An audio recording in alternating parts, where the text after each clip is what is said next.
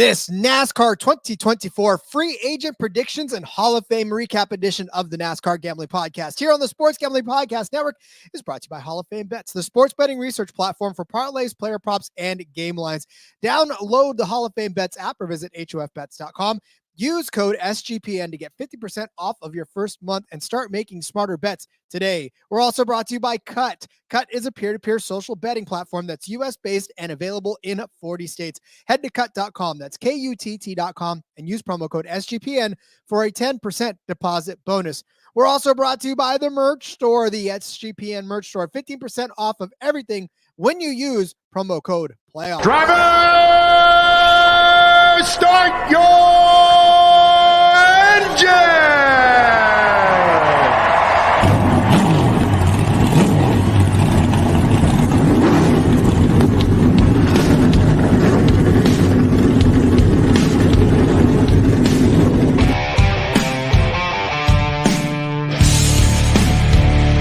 Strap in and pull those belts up tight as the Sports Gambling Podcast Network presents the NASCAR Gambling Podcast.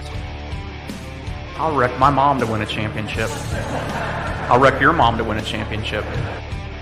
With all the news and the best bets for your NASCAR weekend. It refrains me from not beating the out of you right now because you ask me stupid questions. But since I'm on probation, I suppose that's improper to say as well. If you could talk about racing things, we could talk about racing things. Now, here are your hosts, Rod Villagomez and Cody Zeeb.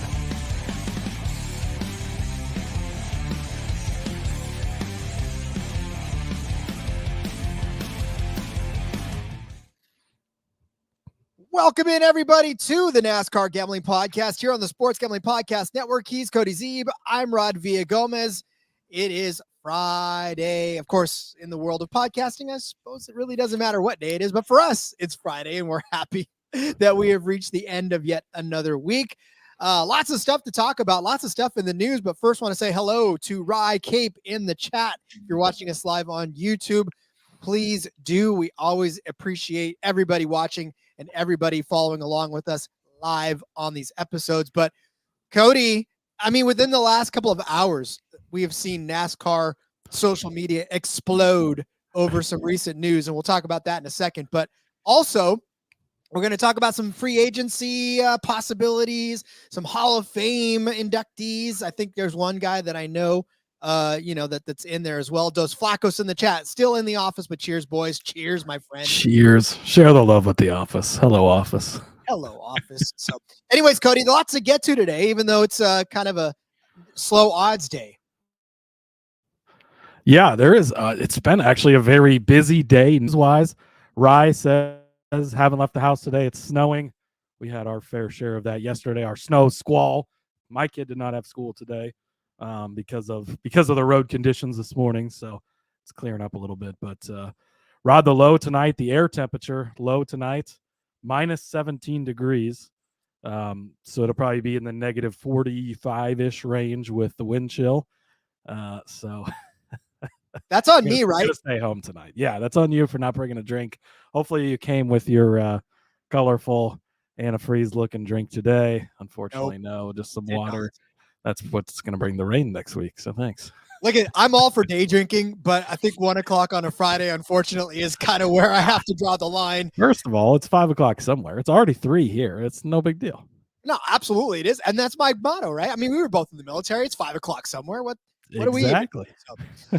All right. So listen, as we start to kick off this episode, I alluded to some news that kind of shook the entire social media span. And I say that kind of tongue in cheek because you said it the other day, I think it was even yesterday, about the Clash not allowing visitors and not allowing spectators for the heat races. And so at the LA Coliseum, they weren't going to allow anybody in. And so then in a recent turn of events. Well, it blew up. NASCAR Reddit was freaking out. NASCAR Twitter was freaking out. What are they doing? Why are they not allowing the fans in here? Just going berserk. So NASCAR responded. Did they ever respond? So they kicked the doors open and said, you know what? Screw it. If you want in, everybody's getting in, and it's absolutely free. Yeah. So there's two schools of thoughts on this one right away, right? There's the people that are like, fantastic, we get to go to a NASCAR event for free. And these are heat races. These are cars on the track. These are actual guys competing. This isn't like a showcase of just setting up the cars and going, this is actual racing. And then there's the school of thought that's, if everybody can get in, then everybody's going to want to get in. So what do you do? Yeah, you cut out a little bit on me there, but yeah, then the people who bought tickets already thinking they were getting the full event. I don't know. It's interesting, but I love having it free. Maybe we should have started with that a little more transparently, but hey, I love it. If you're in the LA area, you're busy on Sunday, you can't afford it, whatever. Now you can go there for free. You can see some racing action. It's going to be the practices and the heat races. So, you're not getting the full event or anything, but you're getting some time there. Going to be awesome. And so I think, a couple of schools of thought as well, like maybe they probably should have did that from the beginning, but also they listened to the fans. They quickly reacted. They quickly fixed the situation to what the correct thing is, to what the fans wanted. So I think that's another positive of NASCAR and their willingness, more so over the last few years to listen to fan feedback and what the fans are saying. And, a lot of people didn't want the stage cautions at the road courses anymore, which are coming back this year, by the way. We haven't gone that far, but so they did take it away in a weird time in the playoffs to take it out, but they did tested it out to see how it would look and stuff. So, they are willing to make adjustments as needed and to listen to the fans. So I think that's a very good thing by the sport of NASCAR. So my take is this: the people that are absolutely up in arms about the fact that it's free, one, probably don't live close enough to the event to even go in the first place. Right. So, and weren't even planning on going to any of it. So they're just going to cry for crying's sake. And that's fine. I get that. But then they don't know LA either. There's so much going on in LA. It's not like anybody's going to just wander by and go, oh, look, a free event. Let's go check this out. Like, that's not how this works. Like, people that are going to go to this event. If it was here, everybody would be like, oh my goodness, a big event that's free. Let's go. Whereas in LA, there's 100 other things going on. There's just no way that this is going to be the disaster that the folks that are like, oh, you're opening up and there's going to be a stomping ground and everybody's going to try to fight for a good place to. And I was like, dude, it's LA. In LA, it's probably cooler to not go to a free event than it is to go to a free event. So I don't know what they're complaining about, because to me, that's like, all you're doing by giving this as a free event is making it possible for folks to discover your sport. If that's what you want, that's what you need. I love that Rye kept chiming in. Rye's got it. If the internet isn't bitching, the internet is broken. That is very true. But overall, it's a great thing. It's awesome. And I mean, you're gonna have races going on. Why not have them coming out here? Yeah. Look at Dos Flacco saying if you make free parking at Indy, the turnout's gonna double. Yeah.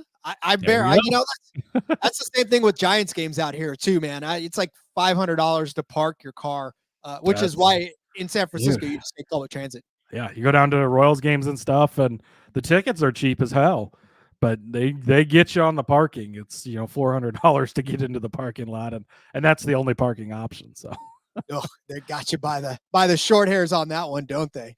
Yep. Yeah. So again, like I said, to me, it's just, I can't see a downside to this. I mean, I don't think that what people are seeing is going to happen. Like, it's going to be a free event. Yes. But that doesn't mean that you're going to get 600,000 people trying to get into the Coliseum and stomp on everybody and trample everybody. It's like, get out of here with that nonsense. Just enjoy for what it's worth. Go to a free event and watch NASCAR. Yeah. It's overall a good thing, much better than them deciding to not allow fans in. So it's a win. And then they're like, "We'll make it $10." Like, well, what does $10 do? Nothing, Rod. It does nothing. $10 in LA. Again, that's parking like for a 10-minute span. So whatever. But I'm excited. I wish that I was going to be in LA around that time, because I would sure as hell go to that free event. I would brave the crowds. I would make sure that I was there with my Jimmy Johnson. How far are you from LA where you're at? It depends. It could be anywhere from 7.5 hours to 2 days, depending on the traffic. You're that far now. I thought everybody in California lived in Los Angeles. That's crazy. No, everybody in California can go to Disneyland within a half hour. That's the preconceived. That's everyone's like, why don't you go to Disneyland every weekend? I was like, because I have to drive like 9 hours to get there. Like, Jeez, what? That's like I can get to Chicago in that time from here. I try to explain to people, the state of California, if I drive from top to bottom, is like driving down the entire East Coast. So there's just no, there's no quick way to get anywhere. So I don't get it. There you go. Oh well. There's your California geography lesson for you today. You learn something every day, Rod. Yeah, we certainly do. Okay, we're going to talk about some Hall of Fame betting, or not betting, but Hall of Fame inductees when we come back. But let me tell you about DraftKings. DraftKings Sportsbook is the official sports betting partner of the NFL playoffs. They're bringing you an offer that'll help make the playoffs electrifying. New customers can bet $5 on any game, get $200 instantly in bonus bets. As we know, the NFL playoffs kicking off tomorrow, and already, if you're listening to this on a Saturday. So what are you looking at when you're looking at betting on the NFL on DraftKings? Pardon me. You've got the Texans as 9.5-point underdogs to the Ravens. You've got the Packers 9.5-point underdogs to the 49ers. All these lines are pretty much holding strong. Buccaneers 6.5-point underdogs to the Lions, and the Chiefs 2.5-point underdogs to the Bills. Make sure you get on your favorite side of the action by downloading the DraftKings Sportsbook app now. Use code SGP. New customers can bet just $5 to get $200 instantly in bonus bets. Only on DraftKings Sportsbook with code SGP. The crown is yours. Gambling problem? Call 1-800-GAMBLER or visit www.1800gambler.net. In New York, call 877-8-HOPE-NY or text HOPE-NY 467-369. In Connecticut, help is available for problem gambling. Call 888-789-7777 or visit ccpg.org. Please play responsibly. On behalf of Boot Hill Casino and Resort in Kansas. 21 plus, age varies by jurisdiction, void in Ontario. Bonus bets expire 168 hours after issuance. See dkng.com/football for eligibility and deposit restrictions, terms, and responsible gaming resources. So, NASCAR inducted its brand new Hall of Fame class of 2024. Chief among them, the greatest to ever zip up a fire suit in NASCAR. And I will stand by that statement. I know that there's plenty who will come at me with it, but show me who's done better than Jimmy Johnson. And I can tell you nobody. So yeah, Jimmy Johnson in there. Yeah, no arguments. I think he's also the greatest of all time. Just a quick note, tonight at 8 p.m., I believe this is Eastern time. Yes. The induction ceremony will be live on Peacock. So 8 o'clock on the East Coast, you can figure it out from there. So if you're interested in watching that, definitely check that out. But yeah, Jimmy Johnson, I think it's not quite the Michael Jordan argument where there is not an argument. I think some arguments can be made, but Jimmy Johnson, in both of our opinions, the greatest NASCAR driver to ever do it, rightfully earning his place. A little different than a lot of other sports where Jimmy Johnson is still going to be in 9 events this season, and yet he's going into the Hall of Fame. So, but of course, his full-time stuff has been over for a little bit. 7 championships, obviously putting him alongside of Richard Petty, Dale Earnhardt Sr. The way that he did it, a lot different than the way that those guys did it, a lot harder. He won 5 of those consecutively from 2006 to 2010. 83 career Cup Series victories. That's tied for 6th all-time alongside Cale Yarborough. Of course, he was named one of the NASCAR 75 greatest drivers lists in 2023. First in our hearts and minds, of course. But obviously very, very deserving. One of the greatest drivers that's ever graced the sport. Absolutely dominated in his time. You know, we talk a lot about F1 over on the F1 podcast and what Max Verstappen is doing right now, and it's very similar to what Jimmy Johnson was doing. Max is winning a little bit more percentage of races because things are a little different in F1, but I mean, just absolutely dominating the sport, and they would change the rules, they would change the playoff format, and it didn't matter. Jimmy still found his way to end up on top each time. 7 championships. Tough to argue with the greatness there, 83 wins. And now, you know, he continues his legacy with Legacy Motor Club, of course, right? He's in the owner's side of things, still racing part-time as well. Like we said, 9 scheduled races coming up this year. So still get to see him in both the facets of being an owner, alongside of Richard with his 7 titles as well, and then in being a driver still with his 9 events. I'll have no more of this cheater nonsense. I'm absolutely tired of this narrative, because anytime that somebody excels and propels themselves to the top of any sport, you want to come after the guy and you want to start pickpocketing. I mean, Deflategate and Spygate and all that stuff meant to tear down the New England Patriots dynasty. The truth of the matter is they were just damn good, and nobody had anything for them at that point. And it's the same with Jimmy. Did he adapt and did he overcome?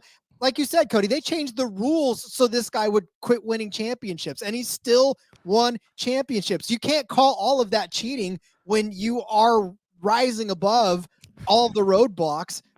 Joe's Flacco's Majeski Gate. Joe's Flacco sent me his championship parlay. He DM'd me the other day. Of course, he's got Majeski in there. I think who else did he have? I think he had like Sheldon Creed and Ross Chastain. I think it was something like that. And I was like, that's a nice looking parlay, other than the part that has Majeski. It's Sam Mayer. So it's Ty Majeski, Sam Mayer, Ross Chastain. Yeah, I like it, other than the Majeski part. So sucks he's going to lose it on that leg, but to your point, haters are going to hate, right? And now it's so funny because he's going to be running Toyota now, obviously this year with Legacy. You're starting to see a lot more people hate on him just because he switched to Toyota now.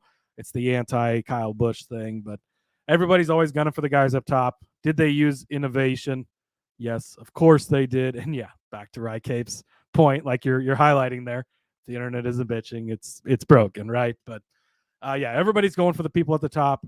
Sure, they innovated things and they were the greatest minds. And speaking of the greatest minds and the Tom Brady comparison, he's going in with his Bill Belichick, which is, of course, Chad Knaus, the guy who was with him from Title I to Title II. I mean, he was atop the box for all 7 championships. 81 of the 83 victories. He was suspended for 2 of the wins, but they won a lot together. Of course, then Knaus went on to be with William Byron for his first couple of seasons. Now he's moved up he's the vice president of competition for Hendrick Motorsports now. And he is only behind Dale Inman, who is obviously one of the greatest of all time when it comes to crew chiefs, and Leonard Wood, one of the greatest racing minds of all time in the wins by a crew chief note. So it's obviously Chad Knaus. It's just like I view this much like Brady Belichick, right? And people always want to have the argument, well, Tom, Belichick wouldn't have been what he was without Tom. Look at what happened after Brady left, right? And if you look at Knaus, what happened after Jimmy, him and Jimmy separated, like, it's just these guys in the primes of their careers were the best of the best. They were paired up together and everything went perfectly. You can't look at their time after they split up with each other, after they were out of their primes, after things started to pass them by. While they were both in it, in the heat of their careers, they were the 2 best at it. They were put together in a coach quarterback pairing, in a driver crew chief pairing, whatever the case is. These 2 guys put it together. They did it. Would they have gotten to 7 without each other? Probably not, right? Jimmy still wins titles, of course. Chad still wins titles, of course. I think that is not arguable. Do they get to 7? Does Brady Belichick get to 6? I mean, it is almost a direct comparison through a lot of the same years, which is crazy. But I think that, again, the perfect pairing, the perfect match, they went through their spats, right? And they went through their times, and there's stories have come out where there were times they didn't talk to each other. They got in heated arguments, but you put those things together and look what it gave us. Look what it created. 81 victories together of Jimmy's 83 and 7 championships in the Cup Series. Again, adapting through rules, adapting through car changes. I mean, during this time, we went through multiple phases of the next generation of cars, all of this. Now they get to go into the hall together. I think that it's perfect, and they should be, brought in together. Obviously, they're enshrined as their own people, which is how it should be, right?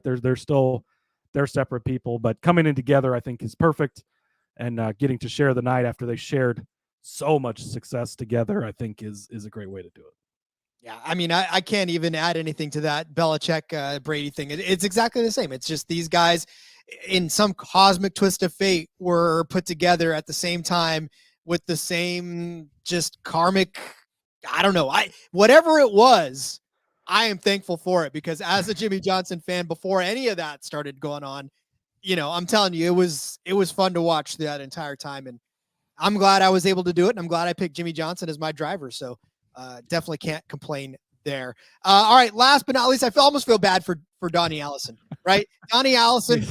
He gets to ride in on their coattails. I guess, seriously, just a fantastic driver of his own right, legendary driver in his own time. Of course, he gets shadowed by the greatest of them all, but Donnie Allison joining them in the Hall of Fame. Yeah, member of the Alabama gang, right? I believe he's the final Alabama gang member that's in there. Ambassador of the sport for over 50 years. Only 10 career wins. He won the Rookie of the Year.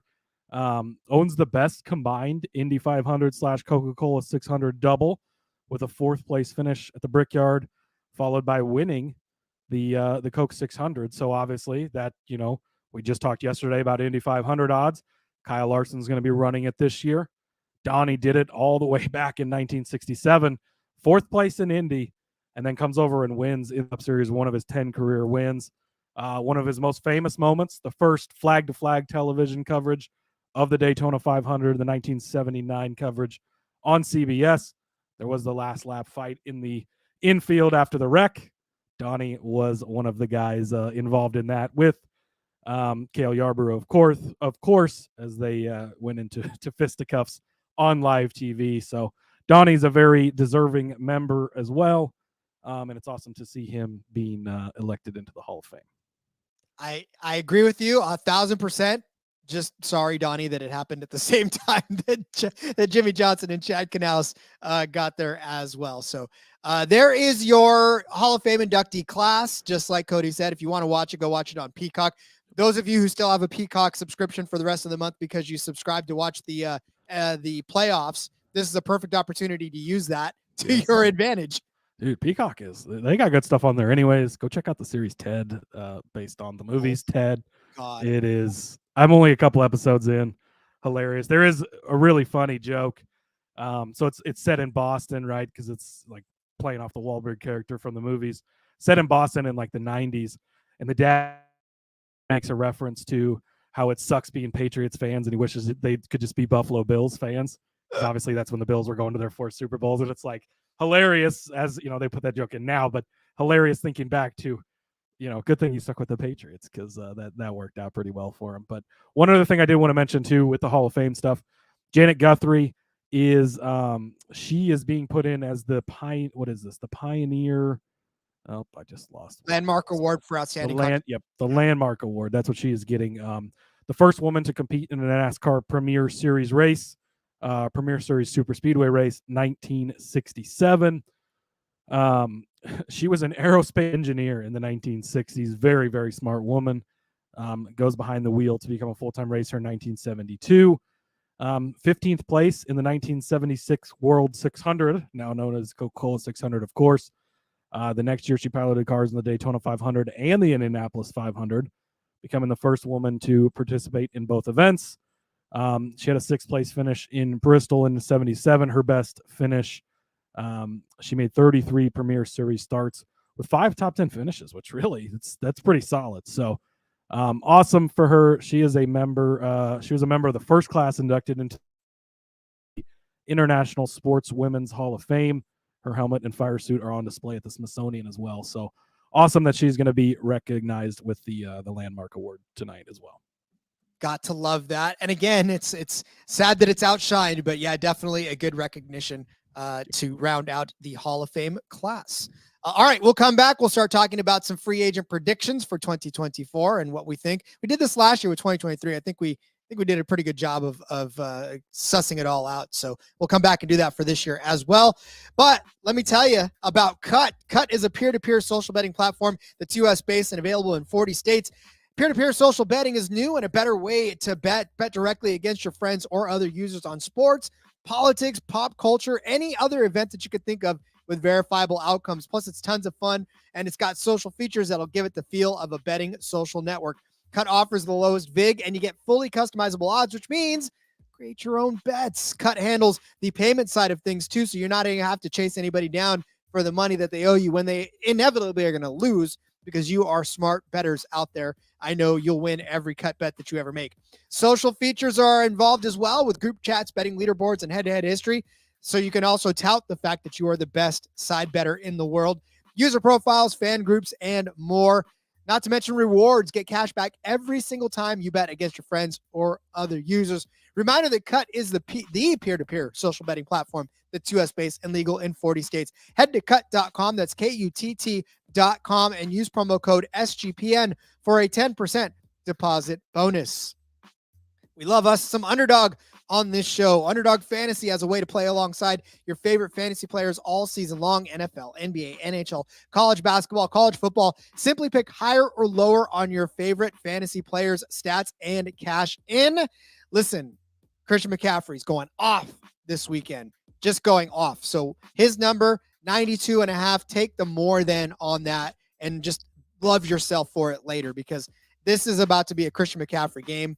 I'm guaranteeing it. So watch along, make picks, maybe make a little cash over on Underdog's mobile app or website, underdogfantasy.com. And when you sign up with the promo code SGPN, Underdog's going to double your first deposit of up to $100. That's Underdog Fantasy promo code SGPN. So now that I guaranteed McCaffrey, it's going to definitely be not a Christian McCaffrey day. So my bad. Seth in the chat. Happy Feel Good Friday, Rod and Cody. Seth, hey buddy, thanks for joining us on the show. I wish I could have been on the back road with you last night. Unfortunately, couldn't work out time wise, but looking forward to a full season of the back road. Go back and watch Seth and Elliot on the back road from last night. Lots of good breakdowns of the season to come. And of course, join us all season long. Yeah, love it. Happy Feel Good Friday to you as well, Seth. We had Seth on probably about a month ago or so, on for a really fun episode. That was a good time, kind of an evergreen for the offseason. Go back and check that out. Was a really fun one. And yeah, make sure you check out the back road. They always do an amazing job over there. So yeah, I'll have to go check out yesterday's episode as well. I haven't not had a chance yet, but it's always a must listen for the week. You're snowed in for the weekend, so you got nothing but time on your hands to catch up on everything. That's very true. Besides, I'm biased. I love that show, so make sure you go check it out as well. Yes. All right, Cody, there are going to be some free agents heading into the end of this off season, and we have to try to figure out what that looks like and what that means for the shape of the NASCAR season going forward. We already know that the rides are full, right, for this year. We know that we're going to see some faces like Zane Smith in these cars. We're going to see John Hunter Nemechek back in there. Guys like Almirola out for the Cup Series. Obviously, Kevin Harvick retiring. All the shakeup in the SHR camp. But as we go into this coming season, in this off season, what rides are going to be open, Cody? I'll let you start by kind of discussing what rides are expected to be open this season as we close the 2024 season out. Yeah, so kind of basing this off of an article over at the Daily Downforce is where I found that kind of they have a solid list here on their website. So, and like they kind of state at the top, right, NASCAR is not like the NFL where they disclose every contract. We don't always get all the details, and so like it says here, what we can deduce from the language such as multi-year deal or for the year XYZ, what drivers may have expiring contracts. So it's not always an exact, we know when their contract is up or we know the details of their contract and all of that. So first up on the list, though, and this one we pretty much know it seems to be a year-to-year thing, Martin Truex Jr. He's in the 19 car. A lot of talk. Maybe he was going to retire after this past season. He really drug it till later in the season. He kind of went on a run there towards late regular season, wins the regular season title, decides then, which is good, he decided then before he absolutely shit the bed in the playoffs, maybe wasn't having as much fun, but decided he was having fun, decided he wanted to come back and do it for another season. So, Rod, we're assuming it's kind of a year-to-year deal here. Does he come back for another season in 2024? Is this going to be the final ride for Martin Truex Jr.? What do you think? I said yes last year. I think we both said yes last year, and we're surprised that he decided he wanted to come back through it again. I mean, you even joked all of the 2022 season that he was the retired driver, Martin Truex Jr., right? I don't think very many of us. What from a betting aspect, just to throw it out there, it's crazy because from 2022. I referred to him as a retired guy, would not bet on him. And then the question was proposed. I think it was Justin that asked which driver had made us, when we had our mailbag a couple weeks ago, which driver made us the most money in 2023. And my answer was Martin Truex Jr. It's crazy how quickly things can change, huh? Yeah. But I guess to your point, though, I want to say that this might be it. And the only reason I say that this might be it is because I'm going to be right if I'm right.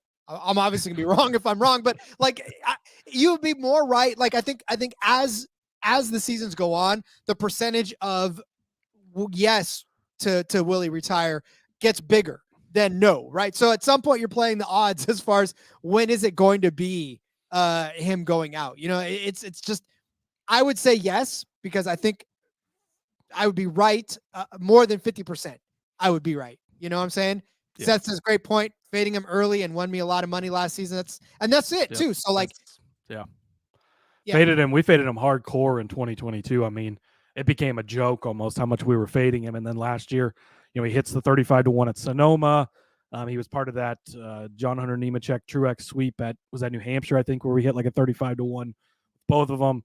And there was multiple instances where he hit smaller bets, but hitting those bigger ones always sticks in your mind too. So yeah, he was a very profitable guy for us last season. But I think you're spot on, right? We know we're getting near the end here, and there's not much left. And obviously, every year that goes on, you're going to get closer to where he actually does hang it up. A lot like Kevin Harvick, I think, where it was kind of, writing started to be on the wall, and then it was kind of like, okay, yeah, it looks like he's going. I think that this probably is his last year. Maybe we get one more. I'd be surprised if it goes any farther than 2025. And I really think that this will be his last year. I think that they've got it set up perfectly. Bringing John Hunter Nemechek back up through the ranks Toyota has. He's in the legacy car. He can get comfortable in the next gen car for a year with legacy, help them transition over to Toyota, and then slide him right into that 19 car. I think they will rebrand it back to the 18 car. The original Gibbs number, the Kyle Busch feel will be gone from the 18, and it will be a new number at that point again. So I think that they'll rebrand it back to the 18 car. I think John Hunter Nemechek will drive it if that's the case. But I do think this will be the final year that we see Martin Truex Jr. out there. And the sport's going to be worse off for it, too. I mean, honestly, it's not like we're over here cheering for him to leave. Like, Martin Truex Jr. has been one of the better drivers and the more consistent drivers in the entire sport, right? I mean, it's hard to find a guy who's driven as consistently and as hard as Martin Truex Jr. And so to see him go is no picnic. It's not like we're over here with our big glasses of whatever we drinking and celebrating that fact. So it's not with a happy heart that we try to predict him going away. And I think exactly what you're laying out is exactly the way it's going to end up going. And I think we're closer to that than we're farther away from that. So yeah, I think so. And I think then, potentially Chandler Smith off of his championship winning season in Xfinity slide right into that 42 car. Just a little foreshadowing there, but I do think that that will probably be the case. So you ready for the next guy on the list, Rob? Yes, sir. All right. This is a combo. Front Row Motorsports. They do run just year-to-year contracts. That's how they've done it for as long as I can remember. And so every year it's a thing of, will they bring guys back? Will they not? Michael McDowell, you feel like he's probably fairly safe, right? Unless he just has an absolutely horrible season. He's done enough over the last couple of years, winning a race last year at Watkins Glen, winning the 500 a couple of years ago. He's made the playoffs a couple of seasons here. Seems to kind of be their flagship driver at this point. Was rumors maybe he would even get the Stewart-Haas ride this past season, but I think that he'll probably stay. Todd Gilliland, I think, is the bigger question mark in the 38 car. We were surprised they kept him for this year, right? Because you go into last year and he was originally going to run all 36 races. Then they couldn't find sponsorship for all of them, so they threw Zane Smith in that car for a few years. Front Row had an option on Zane Smith, and basically they could keep him if they wanted to. And that's what everybody expected, right? Zane Smith's going to be in the Cup Series this year. He's going to be in that 38 car coming out of the truck. And then they passed on him, and they declined his option. They let him go, which was very weird, and nobody really saw that coming. He leaves Ford completely, goes to Chevrolet Inspire, kind of an interesting thing. Gilliland, I think it'll depend on sponsorship. I think it'll depend on how his season goes. He had a decent season last year, some pretty good runs, not quite up to the level of McDowell. But I think this one kind of is a true toss-up, right? I think maybe depending on what Lane Riggs does in that 38 truck, I think there's a chance he could become so good in that truck quickly that they look to that in the future down the road with him, maybe consider moving him up quicker. Maybe it's a sponsorship thing with somebody else. So I would say McDowell, in my opinion, will probably continue to be back as long as he wants to be. And I think the 38 car will just be a true toss-up depending on a number of factors.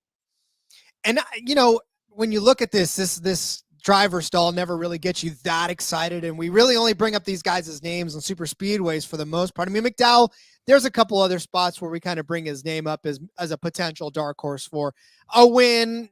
Mostly top tens is what we look at when we look at Michael McDowell. But yeah, they need to do something, and it's not as much as it needs to be competitive because, the sport's better off by it. But I just feel like some of these teams, they've been dragging along for so long that it would be nice to see a good driver and a good steady results out of these guys. Todd Gilliland, Michael McDowell, they're good drivers again, but I mean, McDowell really for the equipment that it is and where you expect them to be. I mean, he's made the playoffs a couple of times here lately. It's not, I mean, I'd say he's outperformed. I mean, he just won the race at Watkins Glen earlier this season. So that definitely counts for something. I think he's definitely earned it. But yeah, another thing too, they just switched their technical alliance this week.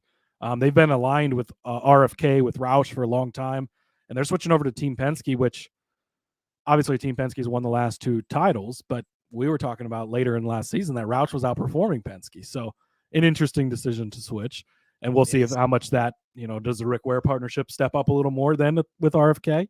Some interesting moves in the Ford camp there, but yeah, who knows? It's like AlphaTauri shaping up with Red Bull. We'll see how that goes. JDK in the chat saying, "Afternoon, gents. What did I miss? Can you guys please start over? In fact, sure. Let us rewind." Welcome to the NASCAR Gambling Podcast. Cody's your new host, and we're all there. Yeah, we switched. I'm the host now. No. See, that's what you missed, JDK. This is why you got to join us from the very beginning. Yeah. So listen, and for both of these guys, honestly, this is sort of like a developmental kind of ride anyways, right? I mean, it's, if you bring somebody in, do you want them to kind of excel through into a better team? Neither one of these guys, I don't know, are going to be able to improve their situation, right? I don't know that any other teams are chasing after these guys if they are free agents after next season. Yeah. I think that probably, I mean, if Stewart Haas didn't go for McDowell, being that veteran guy, could fill in one of those rides. I don't know that he's going anywhere else. Gilliland, again, where would he go, especially in the Ford camp? I mean, we're going to get into another Ford driver or a couple Ford drivers coming up here, but I don't know. So next up, jumping over to SHR, a couple of teammates here.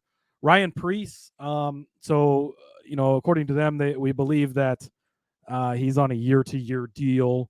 And that's what it seems like, right? Because it seemed like he jumps in, replaces Custer. It was kind of a one-year thing, and then we weren't even sure he'd be back this year. He is back this year. But, if he doesn't perform better this year than he did this past season, does he come back? And then also in that camp, Josh Berry, nothing, like they say here, nothing was said about the length of his deal. However, it seems that Berry will likely have a second year. Rarely are drivers ousted after 1 year. The sponsorship situation is a little interesting. At the time of writing this article, there was no sponsors known. I know they've announced a couple now. Sunny D's back. Some Western wear something is going on the car and stuff now too. So for Josh Berry, I do think he'll be back for another season. Coming in as a rookie, he's kind of the big bet, right? The guy moving up that's supposed to have a lot of talent. Dale Jr. says he can win a title, all this stuff. So I don't think we need to talk too much about him. Ryan Preece, that one could be an interesting one, if he does perform well, if McDowell does continue to perform well, maybe SHR does decide they need that veteran presence over there, poaches him. I know that Tony really likes Ryan.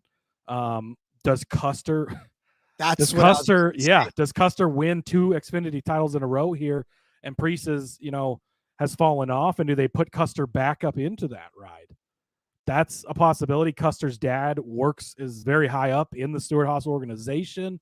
Or actually, is he? Yeah, I think he works on the Stewart Haas side. I don't remember what his I was trying to think if he's on the Indy side or the F1 side, but I think he's on the NASCAR side somewhere. But that could be a potential thing, right? If Custer comes out and wins his 10 races I thought he was going to win last year, this year, and wins a second title in a row, at that point, you've got to put him back into the Cup car almost, right? So I think it's a very fluid situation. Obviously, we've talked about all the fluidity with Stewart-Haas and how they're so young now. I mean, really, their entire core is young. Do they just want to keep these guys together?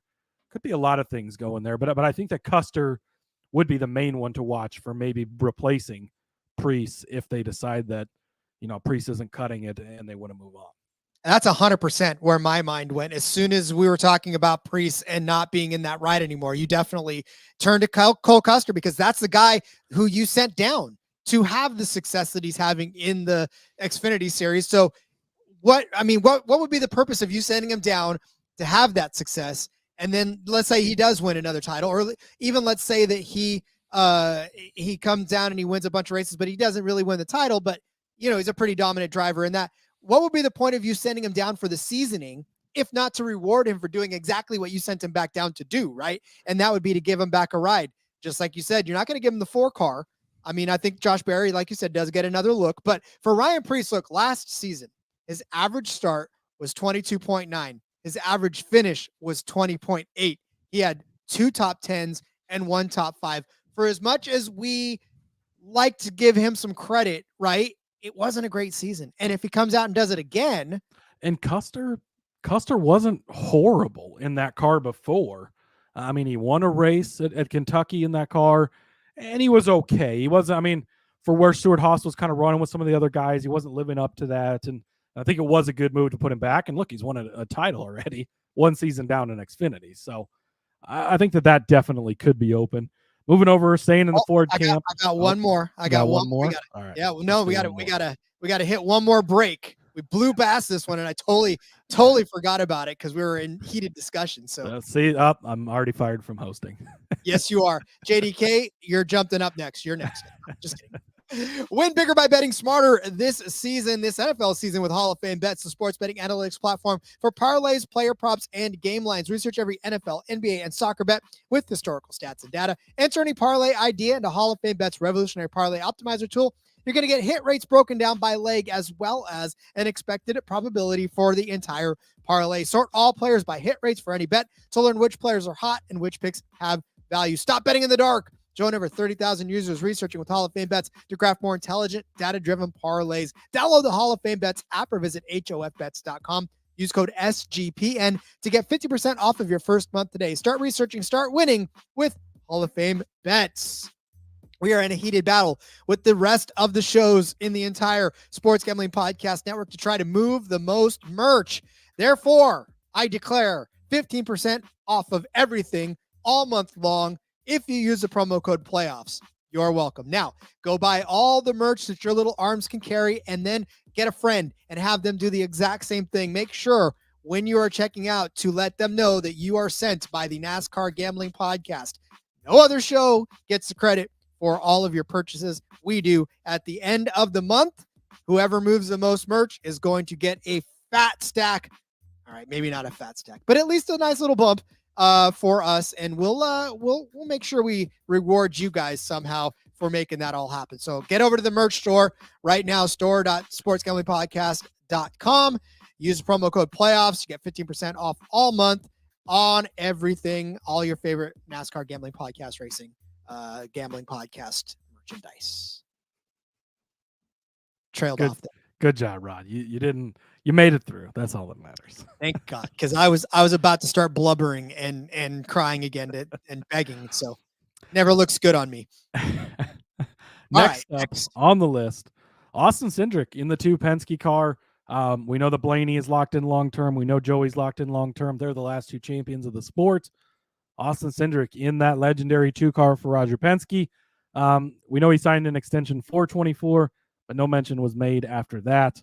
Obviously, he wins the Daytona 500 in not his first career start, but the first start of his rookie season. That's a way to kick off a career, right? It's kind of not been super great since then. We know how talented Austin is. We saw him in the Xfinity Series. He won a title. He was, a quarter of an inch away from winning a title that he lost to Mr. Voldemort himself. The next year, But we know how talented he is. We know how good those cars can be, even though as a whole, Ford and Penske have struggled a little bit in this next-gen car, despite winning both titles so far in it, of course. I think that's important to note. Tim Cindric, Austin's dad, is the head guy for the Indy program for Roger Penske, and he also has his hand in the NASCAR stuff as well. I think that Roger kind of views him as a son almost, which kind of makes Austin family basically to Roger. I would be very surprised if they were to move on from Austin. I almost think that's not going to happen. I think if anything, worst case, they might slide him to the 21 Wood Brothers car or something, but I don't think that they take him out of the 2 car. I think he'll be around longer. I think that's a long-term thing for them. Maybe the deal's not in place yet, but I think that every intention would be to keep him long-term. And I think they should. I think that he's very talented. I think we just haven't quite seen the full potential. I do expect a little bit of a step up from him this year. I'm hoping that Ford continues to we've seen him start to figure it out a little more, right? They're kind of been the one manufacturer that's lagged behind a little as far as a race-to-race basis. I think they continue to step forward. I think that we're going to see a little bit more improvement from Austin this year, and I really don't think his job's going anywhere. At some point, honestly, if you're expecting your driver to do better, then you need to do better for your driver sometimes, because sometimes there are drivers who have talent and could probably drive better if they had better equipment. And not to say, obviously, that Penske's got bad equipment, but even you look at Joey, like, what do I always say about it? He's the hardest driver in the garage to figure out if he's going to be good or not on any given week, because it's very inconsistent. And he's a 2-time champion. He's one of the better drivers in the sport. We know that, but he's not competing every single week to win races either.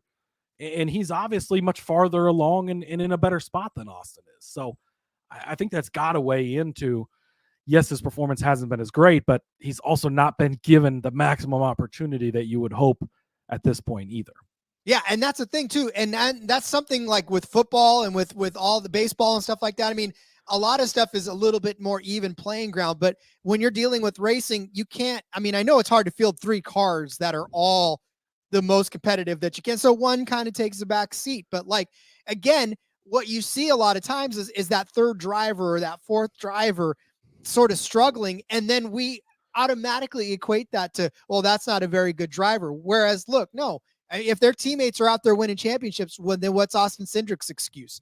Well, I mean, you gave these guys top of the line stuff and you had to skimp somewhere. And unfortunately that skimp is on Austin Cindric's car. Right. And it's not like it's that far off, but sometimes that's enough in NASCAR, that millimeter, that inch, that tape underneath the wrap, those are the differences between you winning races and not. So if a piece of tape can have you win a race, imagine what something else would do if you were able to give Cindric a little supercharge.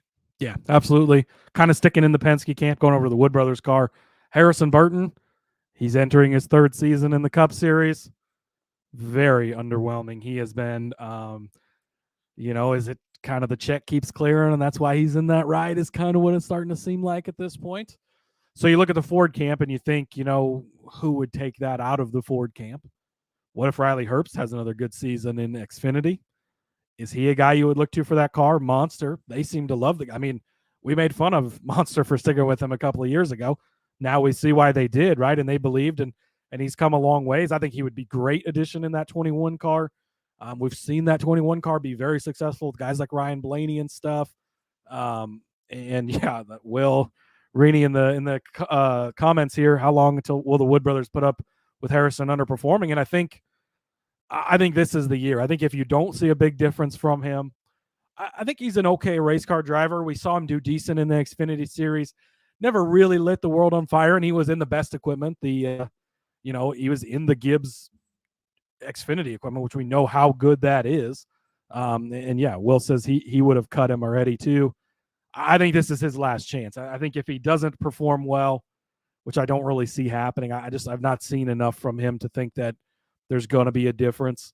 So I think this will be the final season we see Harrison in that car. I'd love to see someone like Riley maybe get the opportunity. It doesn't have to be someone from the Ford camp. Of course, there's other people they could put in that car. Maybe they decide to go with a veteran like a McDowell. They do seem to want to have someone who who brings some sponsorship with them. But we'll see. I do think that this is probably the last year for Harrison before they consider moving on. And you know what's crazy? This is only his third season in the Cup Series, or at least his fourth season in the Cup Series. He's this will be well, this will be his third season, right? Okay, so his third full season. He did make a start in 2021, but yeah, that don't this is we're only talking about that. He's 23 years old. Like it's so crazy to think that this young of a guy, we're already talking about putting him on the hook to not drive the 21 anymore. Started 25th, average start of 25.3, average finish of 24.7, 6 DNFs, only 2 top 10s last season. I guess if you're driving for a ride, you got to do better than that for sure. And, if he doesn't, where does he go? I mean, does he go into another ride in NASCAR or does he have to go back down to Xfinity? Like, I don't know the Cups. I mean, how desperate is the 38 car for somebody that can bring money? Something like that. I mean, Rick Ware, if they want to go that range, there's cars that would put him in there. Colleague, they're always looking for somebody that's bringing money, chasing sponsors. So I mean, there could be other opportunities. Places like Dex Imaging, continue to follow him around. There's other sponsors that have kind of come along with him. Obviously, his dad has got some sway and some friends in the sport as well. So he knows a few people. He's still involved, NBC and everything too. So I don't know. I think it would be okay to see him go back to Xfinity. I think that he did well there, and that maybe that's more of his speed, and it's worked out for some other guys, right? A Cole Custer moves back down there. It's worked out. We've seen John Hunter go back that route and make his way back. He went all the way back to trucks, and now he's made his way back up. He's in a better situation than he was before. We expect better results out of him this time. I mean, he really laid out the plan for what you can do to rehab yourself and get back there if you do have the talent. So speaking of John Hunter, they do have him on this list. Nothing was said about, it was announced that he would be there for 24. Nothing was said past that. We obviously both talked about him going to replace Truex. So I think that could be where he goes. That leaves the question, who could go into the 42 car? Obviously, that could be a very open-ended question. You kind of look at the Toyota camp. Chandler Smith, I think, would be the guy I would circle. I'm expecting him to have a huge season. In Xfinity, if Eric Almirola has a good season in Xfinity and decides he wants to come back, does he stick in the Toyota camp and go into that car? That could be an option. Sheldon Creed could have a huge season in Xfinity. He could go there.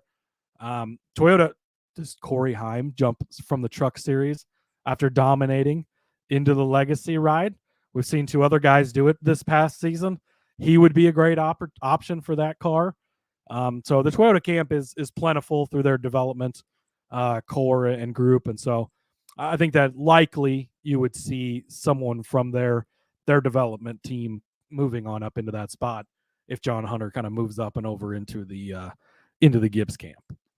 Which could happen, but I don't know. Listen, I think that John Hunter is going to be a staple of that Legacy team. I feel like a revitalized. He's a placeholder for Gibbs.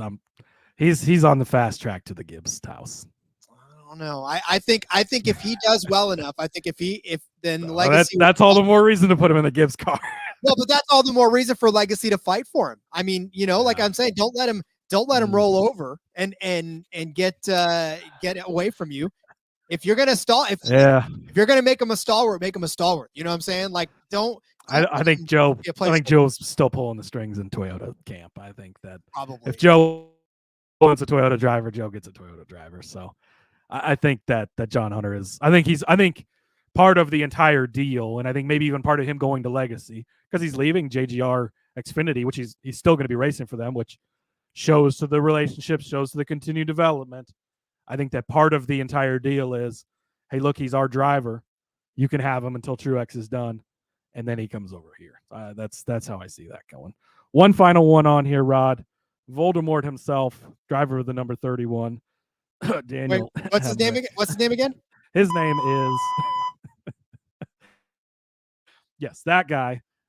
He is listed on here. Obviously, we know that colleague is just waiting for Dale Jr. to want to come into the Cup Series and split money with them, or they're selling to the highest bidder. So your guess is as good as mine. I don't think he even deserves to be in the Cup Series now. Does he come back next year because he continues to bring sponsors? Maybe, maybe not. Who knows? And that's the end of discussion for him. I mean, that's really, they don't even have their other. So, funny thing, Matt DiBenedetto posted one of his long, sappy videos today. If you remember, he tweeted out that pen emoji a few years ago. Yes. Now he had a sponsor deal, Rod. Someone finally wanted to sponsor him, and it fell through. So no ride for Matt DiBenedetto to this point, much to the chagrin of everyone who asks under Bob's every single tweet whether it has anything to do with Matt or not. And I feel bad. Look, I hate dancing on people's graves. I'm one of the biggest softies that you can ever imagine. You know what I'm saying? Like, it's just weird. But it's sad to see that kind of stuff happen. John Little in the chat, packing in the podcast this week, fellas. Hardest working guys in the pod business. Thanks, John. John, we're Greg Biffle days away from having cars on the track. Fans will be allowed in the stands that day even. Oh, baby, we're getting so close. We're pretty much back to our 5 days a week. This is only our fourth NASCAR show. Well, technically our third. We had an IndyCar show in there, but I don't know. If I could talk Rod into coming back tomorrow, you never know. We might have another show tomorrow. I don't think that would be a very difficult conversation to have. So I think we'll check the schedules with the wives, and you might see us tomorrow. Who knows? Indeed. All right. Well, then, let's. I think we're good, right? We've talked through all of the free agents. That's everything we kind of know about. Again, like I said at the beginning, we don't necessarily know everything. I don't know that there's anyone else that would retire. Rod seems to think Keselowski's getting close, but I don't. Denny's definitely not ready.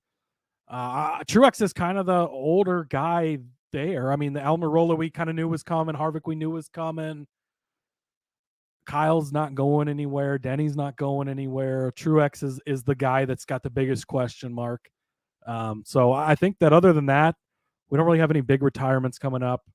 And I think that's a majority of potential free agents after the season. Obviously, a lot can happen between now and then. Silly season, we know, really picks up midway through the season, and there will be updates throughout everything. But it's always fun to speculate it as we just keep killing time until we get cars on the track. Indeed. All right. Well, then let's send everybody on their way to enjoy the rest of their Friday, or whenever you're listening to this, Saturday, Sunday. This one's kind of an evergreen one. So whenever you're listening to this one, hopefully you enjoy the rest of your day. So, Cody, as we do. Happy 4th of July if you're just catching up on this one. Happy Arbor Day. I don't know. Whatever. St. Patrick's Day. Yeah. So, Rod, I've got one more thing. Oh, what? Do we want to announce what we're doing? Oh, yes. Thank you. Right. See, this I even put this in here, so hopefully I don't mess anything up. We are going to have a Daytona 500 contest, $100 and a $100 SGPN merch store gift card to the winner. Super simple. You just pick who wins the Daytona 500. That's all you have to do. I will, as soon as we're off of this, I will drop the link over in the Discord. I'll also put it on our Twitter, put it on our Facebook, all of that. Click on the link. You got to be subscribed to the YouTube channel. Take a screenshot of you being subscribed. You submit that picture. You type in who you want to win the race or who you think wins the race. That's it. Of course, we know anybody can win the Daytona 500. We've seen long shots do it, 3 consecutive years now. So you pick anybody. Stenhouse, of course, pictured here on the graphic. If you're watching on YouTube, he's the guy who got it done last year. If we have multiple people that pick the same winner, we'll put you on the random prize wheel. And then there's also, of everyone who enters, going to be one randomly selected. Your driver doesn't have to win, but someone randomly selected will get a NASCAR Gambling Podcast hoodie as well. So we're tossing that in as well. So thanks to the bosses for letting us put this on. This is going to be a lot of fun. I'm excited for it. I'm excited to see. We're going to have to definitely recap this that week and see who's the most picked driver. What if somebody that doesn't have, we'll have to go to second place. It's going to be great, but I will have the link and everything for that out momentarily once we're off live here. And everybody give it up for Cody, who came up with that graphic by himself. If you're not watching on YouTube, you need it. That was a beautiful. Remember last time I tried to create a graphic, Rod? It was not good. I do, but that was fantastic. That time, Cody sent it to me on a text message and was like, "What do you think of this?" And I was like, "What? Who did you hire to have that done?" I didn't say that, but I thought I put in some time last night. I was feeling it, and yeah, I'm actually kind of proud of this graphic. It looks pretty nice. So I'm proud of it too, and I'm proud of the contest. I mean, this is a big deal. Yeah, So yeah, so yeah, $200 basically to the winner, right? You get 100 in cash and then 100 to spend in the merch store. We just talked about all the great stuff there, not just for our show, all the shows. There's tons of good stuff. You got the Refs Are Terrorists shirts, got the old fashioned stuff, golf, gambling, hockey, there's stuff for everything. Brockhard, Purdy, they're so good at coming up with shirts for all the different guys. There's a special agent one this summer when he was this fall when he was tearing it up for the Bears, all the fun stuff. So always a good time. But yeah, again, Discord, Twitter, Facebook, X, I guess, rather than Twitter, whatever. It'll be at all those places. So the only thing you got to do, subscribe to the YouTube channel. That's pretty easy. Just go over to YouTube, NASCAR Gambling Podcast. If you're watching now, obviously you're probably already subscribed. Yeah, it helps us out. And then, yeah, we're getting into the time of year, ramping up for the season.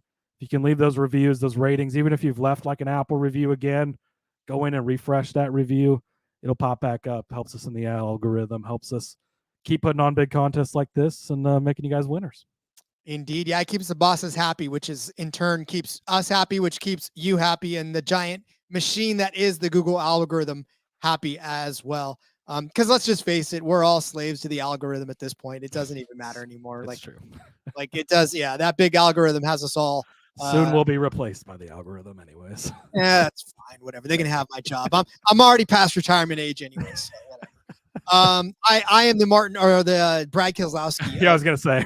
Yeah, you're probably older than Brad anyway. So time to send you out to pasture. Yeah. Well, then it begins now. Let's send everybody else out to pasture. Cody, remind everybody where they can find you on social media. Yes, follow me over on the X at Husker_Zeeb.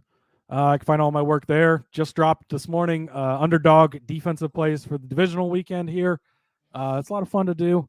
I'm excited about that, and that's gonna keep running through conference championships, through the Super Bowl, all that fun stuff. So keep following along, and yeah, we had Indy Talk yesterday. I think that was a lot of fun on here. F1 earlier this week. Maybe we'll be back tomorrow if we can cook something up and get our wives' approvals. Who knows? We'll figure it out for sure. Follow me on X at RJ Villagomez. Link in the about everything I got going on. I got a Royal Rumble piece coming back out again. I'm going to refresh those odds for you if you're into the Royal Rumble. And then we'll give you some picks that I like there. And then Arena Football's back. So check the X. I'm going to have a link up to the Western Division preview of the Arena Football League. I love football. You know that. I love Arena Football, and I know you guys do too. So check that out on there as well. We could be back tomorrow. Keep that feed open. Keep making sure that you refresh and find out. And if we are, we'll see you then. But if not, enjoy your weekend, everybody. And until next time, let's go racing and let it ride.